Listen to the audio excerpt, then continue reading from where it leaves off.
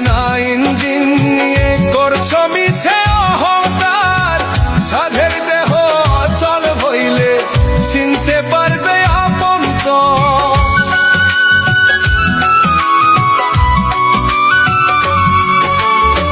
মাটির একখানা ইঞ্জিন নিয়ে করছো মিছে অহংকার। সাধের দেহ অচল হইলে চিনতে পারবে আপন তো।